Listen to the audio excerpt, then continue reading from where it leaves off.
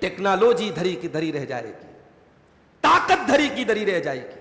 جن ملکوں کو ناز ہے کہ صاحب ہم دنیا میں سب سے ڈیولپڈ ہیں، اللہ کا عذاب آئے گا تو تدمر کل شیء، ہر چیز برباد کر دے گا۔ ظلم کرنے والے کر لیں، اپنی طاقت اور اپنے ہتھیاروں پہ ناز کرنے والے ناز کر لیں۔ قوم عاد کو بھی اپنی طاقت پہ بڑا ناز تھا، اللہ کا عذاب آیا تو ہر چیز کو تہو بالا کر دیا، ہر چیز کو برباد کر دیا۔ میرے پیارے بھائی، اسی لیے اللہ فرماتا ان الذین قالوا ربنا اللہ، جو یہ کہتے ہیں کہ ہمارا پروردگار اللہ ہے، ثم استقاموا، اور پھر اس کے اوپر جم جاتے ہیں، اس کے اوپر قائم ہو جاتے ہیں، فلا خوف علیہم ولا هم یحزنون، ان کو کسی بات کا نہ تو ڈر ہوگا نہ غم ہوگا۔ دنیا میں بھی کوئی ان کو ڈرا نہیں سکتا۔ زیادہ سے زیادہ کیا ہوگا بھائی، مار دو گے، مر جائیں گے ہم۔ وہ فرعون کے دربار میں جادوگروں نے کیا کہا تھا، فقد ما انت قاض، جو کرنا ہے کر لے، ہمیں کوئی پرواہ نہیں۔ تو جو ایمان پر جم جائے گا، اللہ کہہ رہا ہے اسے ڈر نہیں ہوگا، نہ دنیا میں ڈر ہوگا نہ آخرت میں ڈر ہوگا۔ فلا خوف علیہم ولا هم یحزنون، ان کو نہ تو کسی بات کا ڈر ہوگا نہ غم ہوگا۔ اولئک اصحاب الجنت خالدین فیہا، یہی وہ لوگ ہیں جو جنت میں جائیں گے اور ہمیشہ جنت میں رہیں گے۔ جزاء بما کانوا یعملون، ان کے عمل کا پورا پورا ان کو بدلہ دیا جائے گا۔ الحمدللہ رب العالمین والعاقبۃ للمتقین، الصلاة والسلام علی سید الانبیاء والمرسلین وعلی آلہ وصحبہ اجمعین، اما بعد۔ محترم حضرات، قرآن حکیم کے 26ویں پارے کی کچھ آیتوں کی تفسیر آج ہم دیکھیں گے۔ 26ویں پارے کے شروع میں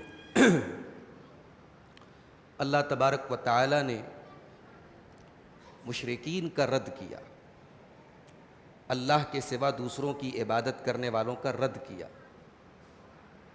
ان کو کرٹیسائز کیا۔ اللہ نے فرمایا وَمَنْ أَضَلُّ مِمَّنْ يَدْعُو مِن دُونِ اللَّهِ مَنْ لَا يَسْتَجِيبُ لَهُ إِلَى يَوْمِ الْقِيَامَةِ وَهُمْ عَنْ دُعَائِهِمْ غَافِلُونَ۔ اس سے بڑھ کر کے گمراہ کون ہو سکتا ہے جو اللہ کے سوا ایسی چیزوں کو پکارے جو اس کی پکار کو سن بھی نہیں سکتے اور قیامت تک ان کی پکار سے غافل رہتے ہیں۔ اب اس میں پیڑ پودے بھی آ گئے، اس میں پتھر کے بت بھی آ گئے، اس میں اولیاء کرام کی اور نبیوں کی قبریں بھی آ گئیں، جن کو آج دنیا میں پکارا جا رہا ہے۔ ان کی اس پکار پر عمل کرنا تو بڑی دور کی بات ہے، وہ جو مانگ رہے ہیں وہ دینا تو بہت دور کی بات ہے۔ اللہ کیا کہہ رہا ہے وَمَنْ أَضَلُّ مِمَّنْ يَدْعُو مِن دُونِ اللَّهِ مَنْ لَا يَسْتَجِيبُ لَهُ إِلَى يَوْمِ الْقِيَامَةِ، قیامت تک وہ تمہاری پکار کو سن نہیں سکتے۔ وَهُمْ عَنْ دُعَائِهِمْ غَافِلُونَ، وہ تو تمہاری پکار سے غافل ہیں۔ وَإِذَا حُشِرَ النَّاسُ كَانُوا لَهُمْ أَعْدَاءً، اور قیامت کے دن جب لوگوں کو اکٹھا کیا جائے گا، میدان محشر قائم کیا جائے گا، یہی اللہ کے اولیاء کرام، یہی اللہ کے نیک بندے اور یہی انبیاء کرام جن کو دنیا میں پکارا جا رہا تھا، ان مشرکوں کے دشمن بن جائیں گے۔ وَكَانُوا بِعِبَادَتِهِمْ كَافِرِينَ، اور وہ انکار کریں گے کہ اے اللہ ہم نے ان کو عبادت کرنے کا حکم نہیں دیا تھا۔ تو شرک کی جڑوں کو یہ آیت کریمہ کاٹ رہی ہے کہ غیر اللہ کو جتنے پکارنے والے ہیں وہ انتہائی نامعقول اور غلط کام کر رہے ہیں، جن کی عبادت کر رہے ہیں وہ خود قیامت کے دن انکار کریں گے۔ اس کے بعد اللہ تعالیٰ نے کافروں کا ایک جملہ نقل کیا۔ کافر لوگ بولتے تھے کہ اگر یہ دین سچا ہے، اگر محمد صلی اللہ علیہ وسلم اللہ کے سچے رسول ہیں، تو یہ غریب لوگ، یہ چھوٹے چھوٹے لوگ یہ پہلے ایمان لائے، پہلے تو ہمارے جیسے چودھری لوگ، بڑے بڑے لوگ ایمان لانا چاہیے تھا۔ یہ پہلے ایمان لائے، پہلے انہوں نے اللہ کے رسول کی بات کو مانا، اس کا مطلب کہ اللہ کے رسول صحیح نہیں ہے، غلط ہے۔ وقال الذین کفروا للذین آمنوا، ان کافروں نے ایمان والوں کے بارے میں کہا لو کانوا خیرا ما سبقونا الیہ، اگر یہ دین سچا ہوتا، یہ دین صحیح ہوتا تو ہم سے پہلے یہ ایمان نہ لاتے۔ وَإِذْ لَمْ يَهْتَدُوا بِهِ، اور چونکہ ان کو ہدایت نہیں مل سکی، انہوں نے اسلام کو قبول نہیں کیا، فَسَيَقُولُونَ هَذَا إِفْكٌ قَدِيمٌ، تو یہ کہتے ہیں کہ محمد صلی اللہ علیہ وسلم تو جھوٹ بول رہے ہیں اور پرانی باتیں بتا رہے، پرانا جھوٹ گڑھ کے لا رہے ہیں۔ اب یہ تو کافروں کی بات ہوگی۔ اب یہاں پر ایک اصول آپ کو بتا رہا ہوں اہل سنت والجماعت کا، صحابہ کے بارے میں اہل سنت والجماعت کا، سلف کا ایک اصول آپ کو بتا رہا ہوں کہ اگر کوئی کام دین کے نام پر آج ہو رہا ہے تو ہم یہ دیکھیں گے کہ وہ دین کے نام پر کیا جانے والا کام صحابہ کے دور میں ہوتا تھا یا نہیں ہوتا تھا۔ اگر صحابہ کے دور میں نہیں ہوتا تھا اور آج اس کو دین سمجھ کے کیا جا رہا ہے، اس کا مطلب کہ وہ رانگ نمبر ہے۔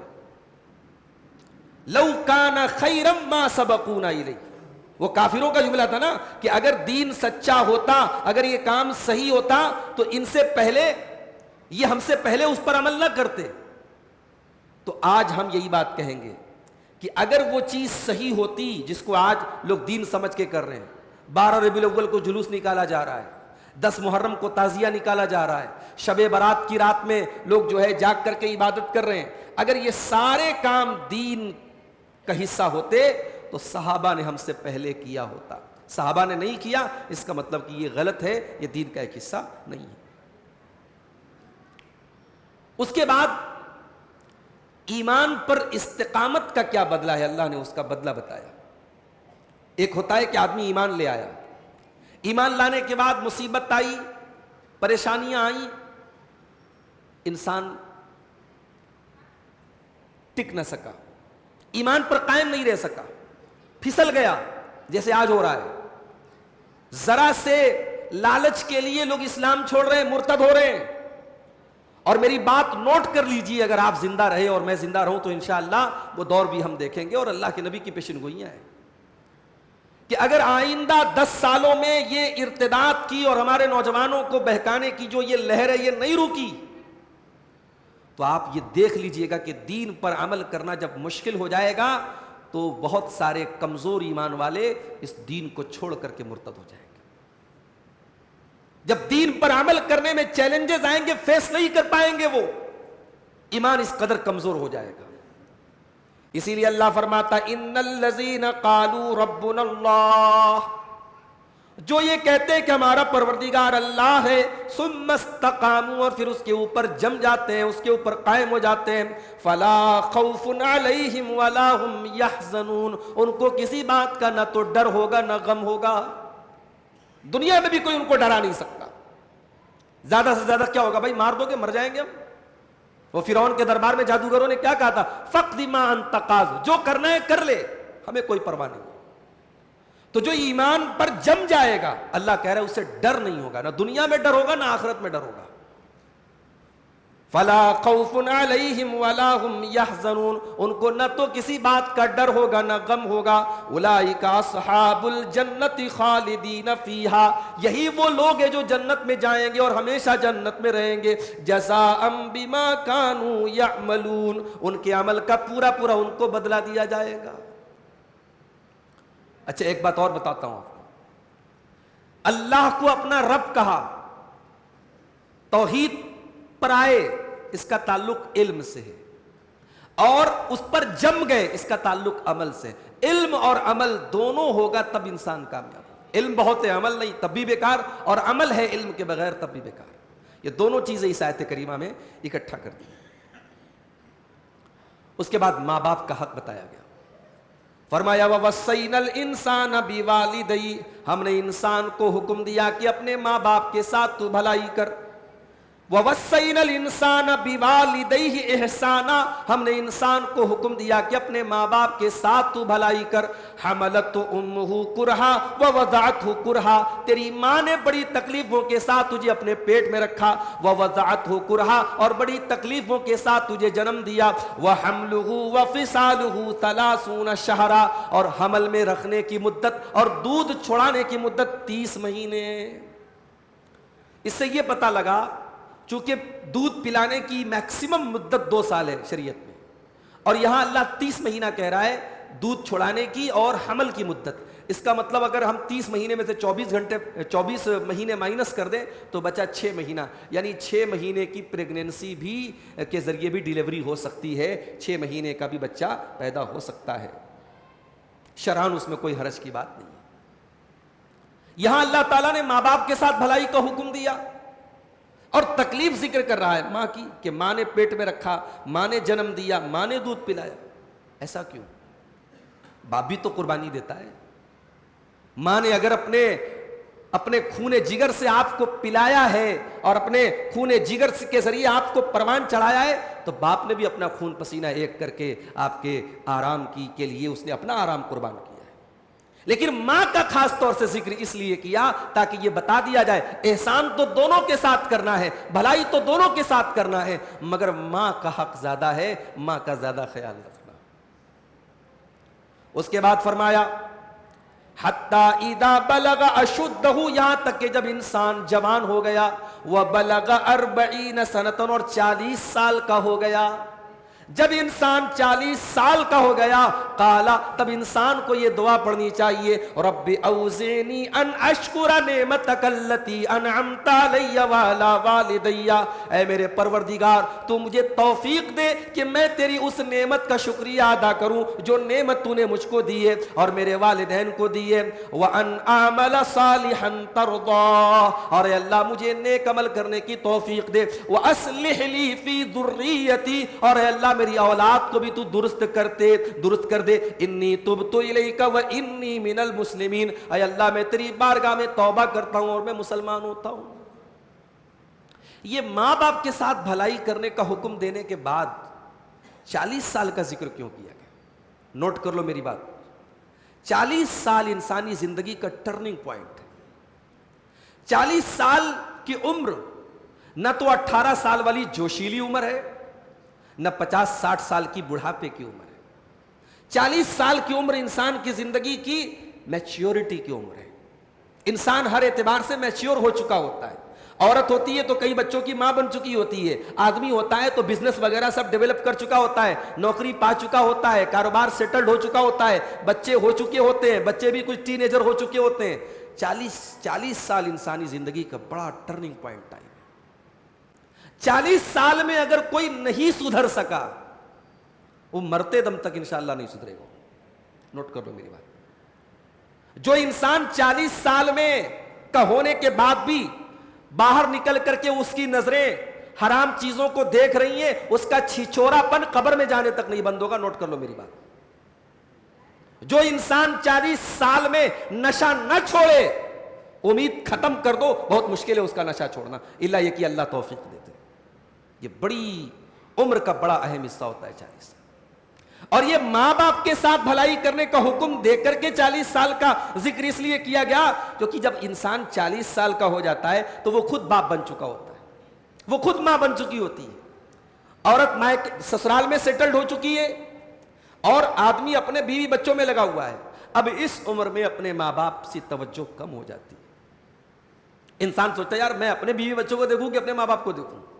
اللہ کہہ رہے ہیں نہیں, وہ تیرے مرتے دم تک تیرے ماں باپ ہیں. تو 40 سال کا ہو گیا تو اور ان کا خیال کر, کیونکہ اب تو خود فیل کر رہا ہے کہ ماں کتنی قربانی دیتی ہے. تو خود اب محسوس کر رہا ہے کہ باپ جو ہے وہ اپنی اولاد کے لیے کیا کیا کرتا ہے. اب جب تو 40 سال کا ہو گیا ہے تو جب بھی تیرے ہاتھ اٹھے تو اپنے ماں باپ کے لیے ضرور دعا کیا کر. اور اسی لیے یہ دعا 40 سال کے ہونے کے بعد, یہ دعا نوٹ کر لو, یہ 26ویں پارے کے شروع میں ہے یہ دعا پڑھا کرو. جو بھی 40 سال کے ہو چکے ہیں اس دعا کو جب بھی دعا کے لیے ہاتھ اٹھائیں اس دعا کو اپنی دعا میں شامل کر دیں. اور یہ بڑی قیمتی دعا ہے. اس میں ایک طرف اللہ سے ہم شکر کی توفیق مانگ رہے ہیں, پھر ہم یہ بھی کہہ رہے ہیں کہ اللہ ہمیں نیک عمل کی توفیق دے. عمل کی توفیق تو بہت لوگوں کو ملتی ہے. میں 40 سال کا ہو گیا ہوں, اے اللہ مجھے نیک عمل کی توفیق دے, ایسے عمل کی جس سے تو راضی ہو جائے. اور اے اللہ میں اولاد والا ہو چکا ہوں, میری اولاد کی اصلاح کر دے. اصلح لی فی ذریتی. اس کے بعد قیامت کے دن کا ذکر کیا گیا. فرمایا وَيَوْمَ يُعْرَضُ الَّذِينَ كَفَرُوا عَلَى النَّارِ قیامت کے دن کافروں کو جہنم کی آگ کے اوپر پیش کیا جائے گا اور ان سے کہا جائے گا اذهبتم طیباتکم فی حیاتکم الدنیا، تم تو اپنی تمام نیکیوں کا مزہ دنیا میں کھا چکے ہو، چکھ چکے ہو، تم نے جتنی بھی نیکیاں کی تھی تم کو دنیا میں ان کا بدلہ دے دیا گیا، واستمتعتم بہا، تم نے اپنی نیکیوں کا، اپنی بھلائیوں کا، اپنے اچھے کاموں کا مزہ اٹھا لیا، فَالْيَوْمَ تُجْزَوْنَ عَذَابَ الْهُونِ، آج تم کو ذلت والا عذاب دیا جائے گا، بِمَا كُنْتُمْ تَسْتَكْبِرُونَ فِي الْأَرْضِ، کیونکہ تم زمین میں تکبر کیا کرتے تھے، بغیر الحق، ناحق تم تکبر کیا کرتے تھے، وَبِمَا كُنْتُمْ تَفْسُقُونَ، اور تم گناہ کے کام کیا کرتے تھے۔ بعض علماء نے اس آیت سے استدلال کیا ہے کہ انسان دنیا میں بہت لگزریس لائف کے چکر میں نہ پڑے، اس لیے کہ انسان اگر نیک بھی ہے اور بہت مزے لے لے کے زندگی گزار رہا ہے تو اس بات کا ڈر ہے کہیں وہ اپنی نیکیوں کا پھل دنیا میں نہ کھا لے۔ زندگی میں کچھ نیکیاں ایسی کرو کہ وہ نیکیاں آپ کو پتا ہو، اللہ کو پتا ہو، کچھ غریبوں کی ایسی مدد کر دو کہ بن مٹھی آپ نے دے دی، آپ جانتے وہ جانتا ہے، کچھ یتیموں اور بیواؤں کے ایسے کام آ جاؤ جس میں کوئی فوٹو ووٹو نہ لیا گیا ہو، کوئی ویڈیو نہ لیا گیا ہو، کچھ ایسی بھی مدد کرو میرے بھائی، کچھ ایسی بھی نیکی کا کام کرو تاکہ قیامت کے دن اللہ پوچھے کہ تو اپنی نیکیوں کا سب مزہ کھا چکا، تو ہم کہہ سکے نہیں ہے اللہ، کچھ نیکیاں ہم نے ریزرو میں رکھی ہیں۔ اور اس سے یہ بھی پتا چلا کہ کافر کی کوئی نیکی آخرت میں کام نہیں آئے۔ مومن اگر نیکی کر رہا ہے اور دنیا میں پریشان ہے، ڈونٹ وری، چنتا مت کرو، فکر مت کرو، اگر نیکی کر کے بھی تم پریشان ہو، ڈونٹ وری، تمہاری ایک ایک نیکی اسٹور ہو رہی ہے اور تمہاری نیکی تمہیں قیامت کے دن کام آئے گی۔ اللہ کافروں سے کہے گا تم تو مزہ لے چکے اپنی نیکیوں کا، تمہاری کوئی نیکی اب آخرت میں کام آنے والی نہیں ہے۔ اس کے بعد قوم عاد کا ذکر کیا گیا۔ یہ قوم عاد کون سے نبی بھیجے گئے تھے اس کی طرف، معلوم ہے آپ کو؟ کوئی بتائے؟ قوم عاد کی طرف کون سے نبی بھیجے گئے؟ بھئی آپ لوگ جو ہے آج میرے خیال سے 23واں روزہ ہے، 23 دن سے لگاتار قرآن کی تفسیر سن رہے ہیں، اتنی تو آپ کو جنرل نالج ہونی چاہیے۔ یہ تو بالکل کامن سوال ہے، قرآن میں بار بار قوم عاد کا ذکر ہے، کون سے نبی بھیجے گئے تھے بتاؤ بھائی؟ ہود علیہ السلام۔ دیکھیے وہ بیچارے جو ریکارڈنگ کر رہے ہیں وہ بول رہے ہیں نا، ابھی بول رہے ہیں نا، وہ برابر سن رہے ہیں، آپ لوگ تو بس ایک کان سے سن کے دوسرے کان سے اڑا دے رہے ہیں۔ قوم عاد کے اوپر عذاب آیا، ہوا رک گئی، گرمی سے بے حال، جیسے ابھی آپ کے کرنول کا موسم کیسا ہے۔ کل ایک بھائی بتانے لگے پورے انڈیا میں سب سے گرم موسم ہے یہاں، سب سے گرم موسم۔ پہلے آندھرا ویسے بھی مانا جاتا ہے کہ بہت گرم ہوتا ہے، اتنی گرمی ہمارے یوپی میں بھی نہیں پڑتی، اور پھر اس کے بعد کرنول میں ماشاءاللہ اتنی گرمی ہو رہی ہے۔ تو گرمی جب ہوتی ہے تو انسان کیا تلاش کرتا ہے؟ انسان کو اگر کوئی سایہ مل جائے، کوئی شیڈو مل جائے، آپ چلچلاتی دھوپ میں جا رہے ہیں، باہر دھوپ سے بے حال ہے، اگر کہیں آپ کو ٹھہرنے کے لیے، بیٹھنے کے لیے کوئی سایہ دار جگہ مل جائے، آپ آرام کرنے کے لیے بیٹھ جائیں گے۔ قوم عاد نے دیکھا آسمان میں بادل ہے، چاروں طرف دھوپ ہی دھوپ ہے، گرمی گرمی ہے، بادل نظر آیا۔ اللہ فرماتا ہے فَلَمَّا رَأَوْهُ عَارِضًا مُسْتَقْبِلَ أَوْدِيَتِهِمْ، انہوں نے بادل کو اپنے شہر کی طرف، اپنی بستی کی طرف آتے ہوئے دیکھا، قَالُوا هَذَا عَارِضٌ مُمْطِرُنَا، انہوں نے کہا کہ یہ تو بادل ہے جو برسنے والا ہے، ابھی بارش ہو جائے گی، ابھی ساری گرمی دور ہو جائے گی، ابھی ساری پریشانی دور ہو جائے گی۔ فرمایا بل ہوا مستعجلتم بہ، اے قوم عاد کے لوگو، جس کو تم بارش برسانے والا بادل سمجھ رہے ہو، یہ بادل نہیں ہے، یہ اللہ کا عذاب بن کر کے آیا ہے۔ ریح فیہا عذاب علیم، اس کے اندر سے گرم گرم ہوائیں نکلیں گی جو آگ بن کر کے تم پر برسیں گی۔ وہ سب کے سب بدلی کے نیچے کھڑے ہو گئے اور وہ بادل آگ کا بادل بن گیا اور ان کے اوپر آگ بن کے برس پڑا۔ انسان جب کسی چیز سے خیر کی امید رکھے اور وہ چیز اس کے حق میں بری ہو جائے تو یہ بہت تکلیف دیتی ہے۔ بھئی دشمن کو آپ دشمن سمجھتے، اپنی اولاد دشمن بن جائے تب بہت زیادہ کلیجے میں تکلیف پہنچتی۔ انسان مال کیوں کماتا ہے؟ مال انسان کے کام آئے، جب وہی مال وبال کا سبب بن جاتا ہے، جب اپنی بیوی اپنی دشمن بن جاتی ہے، جب اپنے بچے اپنے دشمن بن جاتے ہیں، تب تکلیف زیادہ ہوتی ہے میرے بھائی۔ وہ بادل کو بارش کا بادل سمجھ کے وہاں اکٹھا ہوئے اور آگ برس کر کے وہ بادل ان کے اوپر برس پڑا. اور اس کے بعد اللہ نے فرمایا تدمر کل شیء بامر ربها تدمر کل شیء بامر ربها. اور وہ بادل جب آگ بن کر کے برسا تو ہر چیز کو تباہ کر ڈالا. قوم عاد مسل دیے گئے. قوم عاد جن کو اپنی طاقتوں پر ناز تھا, جن کو اپنے اپنے بڑے بڑے مکانوں پر ناز تھا, ان کو اللہ نے ایک ہلکے سے عذاب کے ذریعے مسل ڈالا. ٹیکنالوجی دھری کی دھری رہ جائے گی, طاقت دھری کی دھری رہ جائے گی. جن ملکوں کو ناز ہے کہ صاحب ہم دنیا میں سب سے ڈیولپڈ ہیں, اللہ کا عذاب آئے گا تو تدمر کل شیء, ہر چیز برباد کر دے گا. ظلم کرنے والے کر لیں, اپنی طاقت اور اپنے ہتھیاروں پہ ناز کرنے والے ناز کر لیں. قوم عاد کو بھی اپنی طاقت پہ بڑا ناز تھا, اللہ کا عذاب آیا تو ہر چیز کو تہو بالا کر دیا, ہر چیز کو برباد کر دیا میرے پیارے بھائی. اسی لیے جب ہوا چلتی تھی اللہ کے نبی ایک دعا پڑھتے تھے. کیا پڑھتے تھے؟ اللہم انی اسألک خیرہا, اے اللہ میں اس ہوا کی بھلائی کا تجھ سے سوال کرتا ہوں, وخیر ما فیہا, اور اس ہوا کے اندر کی بھلائی کا تجھ سے سوال کرتا ہوں, وخیر ما ارسلت بہ, اور اس ہوا کو جس بھلائی کے ساتھ بھیجا گیا ہے اس بھلائی کا تجھ سے سوال کرتا ہوں, واعوذ بک من شرہا وشر ما فیہا وشر ما ارسلت بہ. اے اللہ میں تیری پناہ چاہتا ہوں اس ہوا کی برائی سے, اور اس ہوا کے اندر اگر کوئی برائی ہو تو اس سے, اور جس برائی کے ساتھ اس ہوا کو بھیجا گیا ہے اس سے بھی میں تیری پناہ چاہتا ہوں. اور جب بارش ختم ہو جاتی, جب ہوا چلتی تھی اور اس کے بعد جب واپس چلی جاتی تھی تو اللہ کے نبی سکون کی سانس لیتے تھے, اور آپ کہتے تھے کہ میں نے سوچا کہیں ایسا نہ ہو, کہیں ایسا نہ ہو کہ جیسے قوم عاد کے پاس بادل آئے تھے آسمان میں اور انہوں نے سمجھا بارش ہونے والی ہے اور وہ اللہ کا عذاب بن کے آیا. میں اس ڈر سے یہ دعا کرتا ہوں کہ یہ ہوا جب چلے اور جب بادل آئے آسمان میں تو رحمت بن کر کے برسے, عذاب بن کر کے نہ برسے. اس کے بعد جنات کا واقعہ بیان کیا گیا. اللہ کے نبی قرآن پڑھ رہے, جنات وہاں سے گزرتے ہیں. وَإِذْ صَرَفْنَا إِلَيْكَ نَفَرًا مِّنَ الْجِنِّ, اے نبی ذرا اس ٹائم کو یاد کرو جب جنات کی ایک جماعت کو ہم نے بھیجا.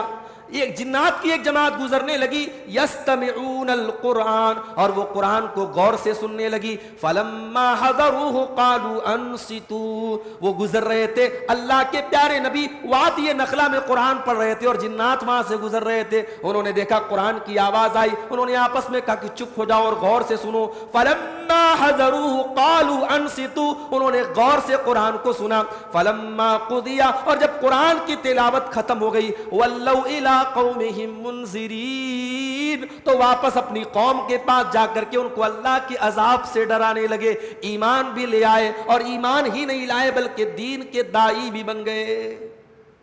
قرآن کے ساتھ ایک meeting, only one meeting with the قرآن, قرآن کے ساتھ ایک میٹنگ نے جنات کو ایمان والا بنا دیا, اور صرف ایمان والا نہیں دائی بنا دیا. آج تو ہم لوگ کتنی قرآن کے ساتھ ہم بیٹھکیں اور مجلسیں کر رہے ہیں, ہمارے دل کتنے سخت ہو گئے میرے بھائی. قرآن کے ساتھ اگر واقعی میں تدبر کے ساتھ اور غور کر کے اور صحیح معنوں میں اگر قرآن کے ساتھ ایک میٹنگ انسان کرے تو اس کے دل کی دنیا بدل سکتی ہے. جنات بدل گئے, مومن بن گئے, اور جا کر کے اپنی قوم کو سمجھانے لگے. کیا سمجھایا؟ قالوا یا قومنا انا سمعنا کتابا انزل من بعد موسیٰ, اے ہماری قوم کے لوگوں ہم ایک ایسی کتاب کو سن کے آ رہے ہیں جو موسیٰ علیہ السلام کے بعد اتاری گئی ہے. مصدقا لما بین یدیہ, اور یہ اپنے سے پہلے تمام کتابوں کی تصدیق کرتی ہے. یہدی الی الحق و الی طریق مستقیم, اور یہ قرآن سچائی کا راستہ بتانے والی کتاب ہے, سیدھا راستہ بتانے والی کتاب ہے. یا قومنا اجیبوا داعی اللہ, اے ہماری قوم کے لوگوں اللہ کی طرف بلانے والے کی پکار کو تم سن لو. وآمنوا بہ, اور ان کے اوپر تم ایمان لے آؤ. یغفر لکم من ذنوبکم ویجرکم من عذاب علیم, اللہ تمہارے تمام گناہوں کو معاف کر دے گا اور تم کو دردناک عذاب سے بچا لے گا. ومن لا یجب داعی اللہ, اور اللہ کی طرف بلانے والے کی پکار کو اگر تم نے نہیں سنا تو کان کھول کر کے سن لو. فلیس بمعجز فی الارض, جو اللہ کی طرف بلانے والے کی پکار کو نہ سنے وہ زمین میں اللہ کو عاجز نہیں کر سکتا. ولیس لہ من دونہ اولیاء, اور اللہ کے سوا اس کا کوئی مددگار نہیں ہے. ایک مجلس نے جنات کو بدل ڈالا میرے بھائی, کاش ہم بھی قرآن پر غور کرتے اور قرآن ہمارے بھی دلوں کی دنیا کو بدل دیتا۔ اس کے بعد اللہ نے اپنے نبی کو حکم دیا، فَاصْبِرْ كَمَا صَبَرَ اولو العزم من الرسل، اے نبی آپ صبر کیجئے جیسا کہ اولو العزم رسولوں نے صبر کیا۔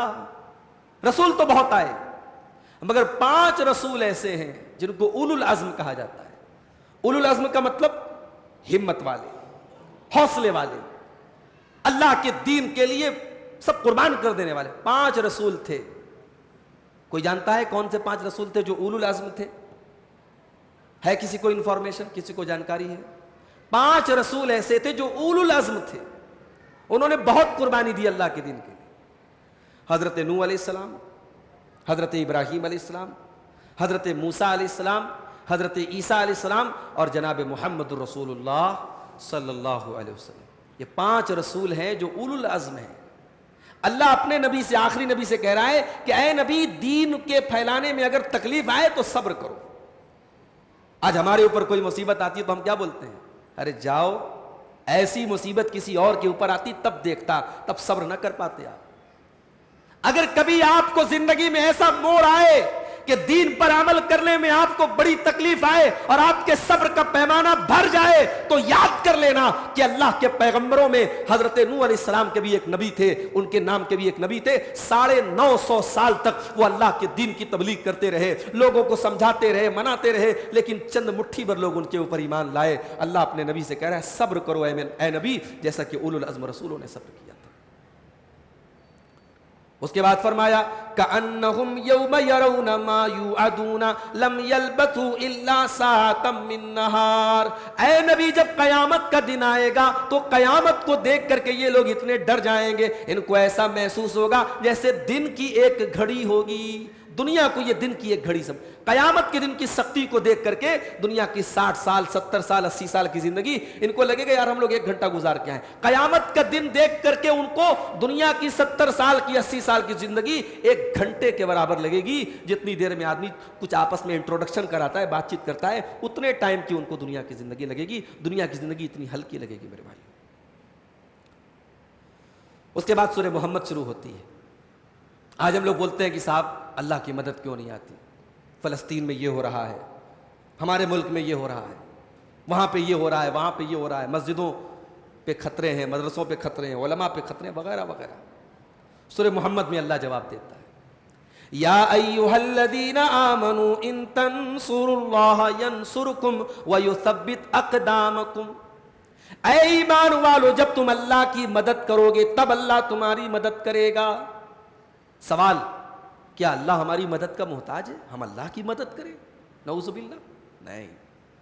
اللہ تو صمد ہے، تو سب کو کھلا رہا ہے پلا رہا ہے، اس کو کس کی ضرورت ہے؟ اللہ کی مدد کرو سے مراد اللہ کے دین کی مدد کرو۔ اللہ کے دین کو پھیلانے میں، اللہ کے دین کو غالب کرنے میں ہم سب اپنے گریبانوں میں جھانکیں اور غور کریں ہمارا کتنا رول ہے۔ صبح سے لے کے شام تک ہم نے بیوی کے لیے بہت کچھ کیا، بچوں کے لیے بہت کچھ کیا، بینک بیلنس کے لیے بہت کچھ کیا، دنیا کی تجارت کے لیے بہت کچھ کیا، دین کے لیے کیا کیا؟ 1 منٹ بھی ہم نہیں گزارتے دین کے لیے، 1 پیسے بھی خرچ کرنے میں ہمیں نانی مرتی ہماری۔ تو جب دین کے لیے ہم کچھ نہیں کرتے اور ہم یہ ایکسپیکٹ کرتے ہیں کہ اللہ ہماری مدد کرے گا، نہیں۔ ان تنصروا اللہ، جب تم اللہ کی مدد کرو گے، اللہ کے دین کی مدد کرو گے، اللہ تمہاری مدد کرے گا۔ وَيُثَبِّتْ أَقْدَامَكُمْ، اور تمہارے قدم کو جما دے گا، تمہیں مضبوط کر دے گا، تمہیں حوصلہ دے گا، تم کو ہمت دے گا، تم کمزور نہیں پڑو گے۔ اللہ کے دین کی مدد کیجیے، اللہ آپ کی مدد کرے گا۔ اس کے بعد فرمایا کہ ان کافروں میں اور جانوروں میں کیا فرق ہے؟ والذین کفروا یتمتعون ویأکلون کما تأکل الانعام، یہ کافر لوگ تو جانوروں کی طرح کھاتے ہیں اور مزے لیتے ہیں۔ فالنار مثوی لہم، ان کا ٹھکانہ جہنم ہے۔ زندگی صرف پیٹ کی اور شرمگاہ کی خواہش پوری کرنے کا نام نہیں ہے میرے بھائی۔ اگر زندگی صرف پیٹ کی اور شرمگاہ کی خواہش کو پورا کرنے کا نام ہوتا تو یہ تو بکری بکرا بھی یہ کام کر رہے ہیں، کتا کتیا بھی یہ کام کر رہے ہیں، جانور بھی یہ کام کر رہے ہیں، ان کی بھی پیٹ کی شہوت پوری ہو رہی ہے، ان کی بھی شرمگاہ کی شہوت پوری ہو رہی ہے۔ زندگی اتنی ہلکی اور اتنی حقیر نہیں ہے، زندگی کا ٹارگٹ بہت اونچا ہے۔ میری زندگی کا مقصد تیرے دین کی سرفرازی، میں اسی لیے مسلمان، میں اسی لیے نمازی۔ ہم اللہ کو راضی کرنے کے لیے آئے ہیں، صرف کھانا، بھائی ہم کھانا کھائیں، ہم اپنی جنسی خواہش کو جائز طریقے سے پورے کریں، مگر this is not the aim of life, یہ زندگی کا مقصد نہیں ہے۔ شہوت پوری کرنا زندگی کا مقصد نہیں ہے۔ اللہ نے کہا ان کافروں کا مقصد کیا؟ کھائیں اور انجوائے کریں، تو یہ کام تو جانور بھی کر رہا ہے، تو یہ جہنم میں جانے والے ہیں۔ اس کے بعد سورہ حجرات شروع ہوتی ہے۔ سورہ حجرات میں اللہ نے فرمایا یا ایھا الذین آمنوا لا تقدموا بین یدی اللہ ورسولہ، اے ایمان والو اللہ سے اور اس کے رسول سے آگے مت بڑھو، واتقوا اللہ، اور اللہ سے ڈرو۔ اللہ اور اس کے رسول سے آگے بڑھنے کا کیا مطلب ہے؟ اللہ کی کوئی بات ہمارے سامنے آئی، رسول کی کوئی بات ہمارے سامنے آئی، ہم نے گھمانا شروع کر دیا، بھائی بات تو صحیح ہے مگر ہمارے حضرت نے ایسا بولا ہے، ہمارے امام صاحب نے ایسا کہا ہے، ہمارے یہاں ایسا ہوتا ہے۔ ابھی ایک پوسٹ میں نے ڈالی، پوسٹ فیس بک کے اوپر، کہ عورت کرنول میں بڑا اچھا ماحول ہے، عورتیں بھی اعتکاف میں بیٹھتی، تو ایک بھائی صاحب کا میسج آیا، کمنٹ آیا کہ آپ نے سب بات تو صحیح لکھی ہے مگر یہ بات غلط لکھی ہے آپ نے کہ عورت مسجد میں اعتکاف کرے۔ تو میں نے ان کے کمنٹ کا جواب دیا کہ یہ غلط نہیں، آپ کے حساب سے غلط ہے، شریعت کے حساب سے غلط نہیں۔ بھئی آپ مت مانیں، نبی کے دور میں، صحابہ کے دور میں اعتکاف عورتیں مسجد میں ہی کرتی تھی، گھر میں اعتکاف کا کوئی کانسیپٹ نہیں تھا، نہ ہے، تو آپ نے بنا لیا کہ صاحب عورتیں مسجد میں نہ کریں، گھر میں کریں۔ تو آپ اپنے مسلک کو بچانے کے لیے اللہ اور اس کے رسول کے فرمان کی بلی چڑھا دیں، یہ ہے میرے بھائیو اس آیت میں اس کا ذکر کیا جا رہا ہے۔ لا تقدموا بین یدی اللہ ورسولہ، اللہ اور اس کے رسول سے آگے بڑھنے کی جرات مت کرو، واتقوا اللہ، اللہ سے ڈرو، اللہ کا عذاب بڑا سخت ہے۔ اور آگے کیا فرمایا؟ یا ایھا الذین آمنوا لا ترفعوا اصواتکم فوق صوت النبی، اے ایمان والو اپنی آواز کو نبی کی آواز سے اونچا مت کرو، اپنی آواز کو نبی کی آواز سے اونچا مت کرو، کہیں ایسا نہ ہو ان ولا تجہروا لہ بالقول کجہر بعضکم لبعض، اور نبی سے اونچی آواز میں بات نہ کرو جیسے ایک دوسرے سے بات کرتے ہو، ان تحبط اعمالکم وانتم لا تشعرون، کہیں ایسا نہ ہو تمہارے سارے عمل برباد ہو جائیں اور تم کو پتہ بھی نہ چلے۔ نبی کی گستاخی کرنے سے عمل برباد ہو سکتا ہے۔ اگر نبی کی آواز سے اپنی آواز کو اونچا نہیں کر سکتے تو نبی کے فرمان کے آگے اپنے 1.5 اینٹ کی اپنی دیوار کھڑی کرنا کیسے جائز ہو جائے گا میرے بھائی؟ نبی کی حدیث کے آنے کے بعد ایسا ہے ویسا ہے، اگر ہے مگر ہے، چوں ہے چرا ہے، یہ کیسے جائز ہو جائے گا؟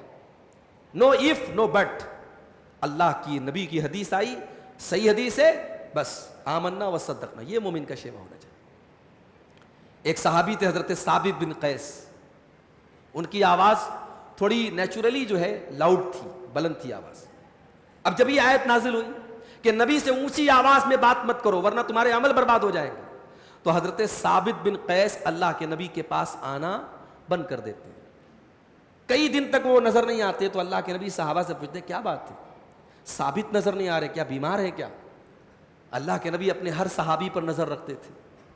اب ثابت بن قیس ایک عام صحابی ہے، کوئی بہت فیمس نہیں ہے، مگر نظر نہیں آ رہے، ایبسنٹ ہے، تو اللہ کے نبی نظر رکھے، بولے کہاں ہے ذرا پتہ کرو، بیمار تو نہیں ہے؟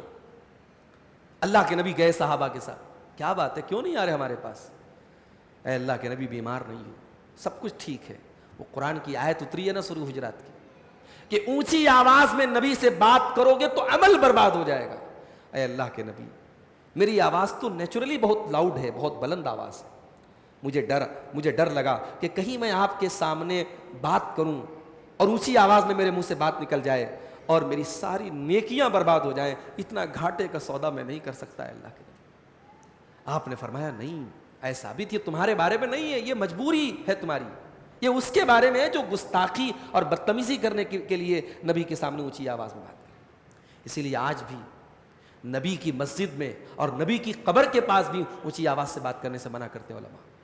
اور اسی لیے علماء کہتے ہیں کہ جس مجلس میں نبی کی حدیثیں پڑھی جائے وہاں پر بھی اونچی آواز میں بات نہیں کرنی چاہیے، کہیں اس آیت میں ہم شامل نہ ہو جائیں کہ نبی سے اونچی آواز میں بات مت کرو ورنہ تمہارے عمل برباد ہو سکتے ہیں۔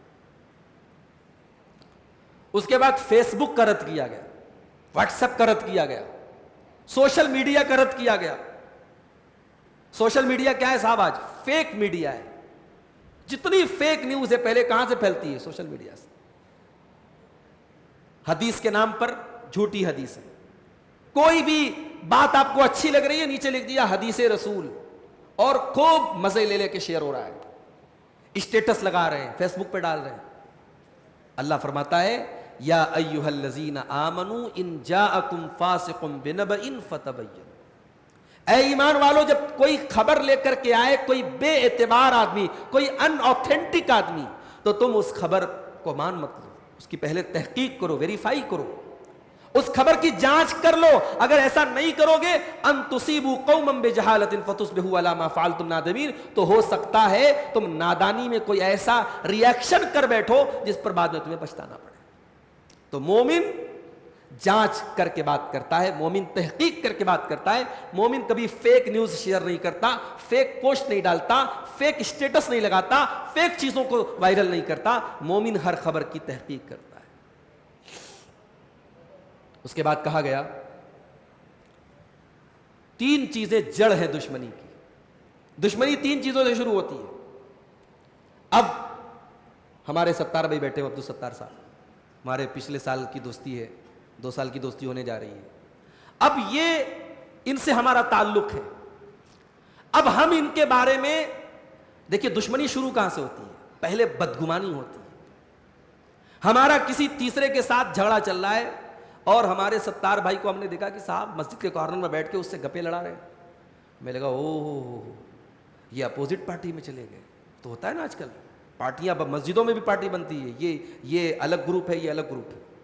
تو پہلے بدگمانی سے بات شروع ہوتی ہے کہ اچھا وہ اس کے ساتھ ہیں، پہلے بدگمانی ہوتی ہے۔ اس کے بعد سیکنڈ اسٹیپ تجسس، ہم جاسوسی کرتے ہیں۔ شوہر کے اوپر بیوی کو شک ہے تو کیا کرتی ہے؟ اس کی کال ریکارڈ کرنا شروع کر دیتی ہے، اس کا واٹس ایپ چیک کرنا شروع کر، تجسس، جاسوسی، یہ دوسرا اسٹیپ ہے۔ اور تیسرا اسٹیپ، جب آپ کسی کی جاسوسی کریں گے، کسی کے پیچھے لگ ہی جائیں گے تو بھائی کوئی فرشتہ تو نہیں ہے، کوئی فرشتہ نہیں ہے۔ جب آپ کسی کے پیچھے لگ جائیں گے تو 2-4 برائی تو آپ کے ہاتھ لگی جائے گی۔ اب جب برائی لگی تو آپ کے تو مطلب کی بات ہو گئی۔ اب آپ کیا کر رہے ہیں؟ ان سے خوب پھیلا رہے بھائی ستار بھائی تو ایسے ہیں، غیبت شروع۔ یہ 3 اسٹیپ ہیں، پہلے بدگمانی، پھر جاسوسی اور پھر غیبت۔ اللہ نے تینوں سے منع کیا۔ یا ایھا الذین آمنوا اجتنبوا کثیرا من الظن، اے ایمان والو تم بہت زیادہ گمان مت کیا کرو، ان بعض الظن اسم، کیونکہ کچھ گمان گناہ تک لے کے چلے جاتے ہیں۔ بلا وجہ دوسروں کے بارے میں جج مت کرو، دوسروں کے بارے میں گیس مت کرو، دوسروں کے بارے میں گمان مت کرو۔ اور یہی سے شریعت کا ایک اصول پتہ لگتا ہے کہ جو چیز حرام تک لے کے جاتی ہے وہ چیز بھی ہمارے لیے صحیح نہیں ہے۔ حرام تو حرام ہی ہے، حرام تک لے کے جانے والی چیز بھی حرام ہے۔ اگر آپ بہت زیادہ گمان کریں گے، 100 چیزوں کا گمان کریں گے، 100 میں اگر 10 گمان بھی گناہ تک لے کے جا رہا ہے، اس کا مطلب کہ زیادہ گمان مت کرو۔ اس کے بعد فرمایا وَلَا تَجَسَّسُوا، اور جاسوسی مت کرو، وَلَا يَغْتَبْ بَعْضُكُمْ بَعْضًا، اور ایک دوسرے کی غیبت نہ کرو۔ أَيُحِبُّ أَحَدُكُمْ أَن يَأْكُلَ لَحْمَ أَخِيهِ مَيْتًا، کیا تم یہ پسند کرو گے کہ اپنے مرے ہوئے بھائی کا گوشت کھاؤ؟ تم کبھی یہ پسند نہیں کرو گے، اس لیے غیبت بھی مت کرو۔ ارے مرے ہوئے بھائی کا چھوڑ دو، مرغی کھاتے نا آپ، مرغی، چکن، مارکیٹ سے آپ چکن لائے، جتنا دیسی بھی چکن ہو، آپ کچا تو نہیں کھا سکتے نا، اس کو جب تک فرائی نہ کر لیں، پکا نہ لیں، اس میں تھوڑا کھٹا نہ ڈال دیں، تھوڑا نیبو نہ ڈال لیں، تھوڑا ٹماٹر نہ ڈال، لوگ تو کھٹا ماشاءاللہ زیادہ کھاتے ہیں، تو جب تک اس کو آپ پکا نہ لیں اس کو کھانا پسند نہیں کریں گے۔ یہ چکن کی جو ہم کھا رہے حلال ہے، اگرچہ وہ اللہ کا نام لے کے ذبح ہوا ہے، لیکن کچا ہم نہیں کھا سکتے۔ اب سوچو ایک مسلمان دوسرے مسلمان کی باڈی کو کاٹے، مرا ہوا پڑا ہے، اس کی لاش پڑی ہے، اس کی باڈی کو کاٹ کاٹ کے اس کا کچا گوشت کھائے۔ یہ سین جو ہے ہماری نظر میں جب آتا ہے نا تو ایک کراہیت میں ایک گھن آتی ہے، ایک عجیب سی نفس کے اندر ناپسندیدگی ہے، ایسا کبھی نہیں کر سکتے ہم۔ اللہ کہہ رہا ہے جو غیبت کرتے ہو تم، اپنے مرے ہوئے بھائی کا گوشت کھاتے ہو۔ اس آیت کو اگر کوئی سمجھ لے، اللہ کی قسم کبھی غیبت نہ کرے۔ امام حسن بصری سے کسی نے پوچھا کہ پتہ لگا ہے کہ آپ فلاں کی غیبت کرتے ہیں؟ کہا کہ وہ میری نظر میں اتنا بڑا نہیں کہ میں اپنی نیکی اس کو دے دوں. کیا جواب دیا؟ کہا کہ میں اس کو اتنا بڑا آدمی نہیں سمجھتا کہ اپنی نیکی اس کو دے دوں, میں غیبت کروں اور کل قیامت کے دن میری نیکی اس کو مل جائے, اتنا بڑا میں اس کو نہیں سمجھتا. میں کہاں اس کی غیبت کرتا ہوں. امام بخاری رحمۃ اللہ علیہ اتنے بڑے امام تھے, اور جو آدمی حدیث کا امام ہوتا ہے اس کو ایک کام اور بھی کرنا پڑتا ہے, جرح و تعدیل جس کو بولتے ہیں. اگر کوئی راوی گڑبڑ ہے تو اس کو بولنا پڑتا ہے یہ گڑبڑ ہے, یہ جھوٹا ہے, یہ کذاب ہے, یہ حدیث گڑتا ہے, ایسا بولنا پڑتا ہے کیونکہ وہ اس کا فن ہے, اس کی فیلڈ ہے. اس کو کہتے ہیں, علماء کہتے ہیں وہ غیبت میں شامل نہیں ہوگا کیونکہ اس کا کام ہے. مگر امام بخاری اتنی احتیاط کرتے ہیں کہ اگر کسی راوی پر جرح کرتے ہیں, کسی راوی کی برائی کرتے ہیں تو بہت لائٹ ورڈز یوز کرتے ہیں. کیا کہتے ہیں؟ فیہ نظر. یہ جو راوی ہے نا, اس کی روایت کو لینے کے پہلے تھوڑا سوچ سمجھ لو, گڑبڑ لگ رہا ہے. ہائے ہائے ہائے, کتنا لائٹ لفظ یوز کر رہے ہیں. اگر کسی راوی پر کمنٹ کرنا ہوتا ہے امام بخاری کو تو بہت لائٹلی کمنٹ کرتے ہیں تاکہ کہیں غیبت میں نہ چلا جائے. یہ امام بخاری کی احتیاط تھی. آج ہم کیا کر رہے ہیں صاحب, جہاں 4 لوگ بیٹھے تو غیبت کیے بغیر تو ہمارا کھانا ہضم نہیں ہوتا. چائے کے ہوٹلوں پہ, دکانوں پہ ادھر ادھر بیٹھ کے ایک دوسرے کی غیبت کر کے ہی ہمارا کھانا ہضم ہوتا ہے. اللہ ہمیں معاف فرمائے. میرے بھائیوں, ان 3 چیزوں سے اپنے آپ کو بچا لو, سماج کی آدھی دشمنی انشاءاللہ ختم ہو جائے گی. بدگمانی سے, جاسوسی سے اور غیبت سے اپنے آپ کو بچا لو. اور بھی آیتیں تھیں لیکن وقت زیادہ لینا مناسب نہیں ہے, روزے کی حالت بھی ہے. ہم اللہ تعالیٰ سے دعا کرتے ہیں رب العالمین قرآن کریم کی ان آیتوں پر ہم سب کو عمل کرنے کی توفیق عطا فرمائے. انشاءاللہ رات میں ہم جو ہے 27ویں اور 28ویں پارے کو ہم مکمل کریں گے, اور اس کے بعد جو ہے جمعہ کے دن انشاءاللہ ہم قرآن کریم کی تفسیر کے سلسلے کو مکمل کریں گے. 27ویں طاق رات کو ہمارے پاس صرف بیان ہوگا. تو یہ ترتیب ہماری ہے. دعا کیجیے اللہ تعالیٰ صحت و سلامتی کے ساتھ اس ترتیب کو ہمیں مکمل کرنے کی توفیق عطا فرمائے. آمین. وآخر دعوانا ان الحمد للہ رب العالمین. السلام علیکم ورحمۃ اللہ وبرکاتہ.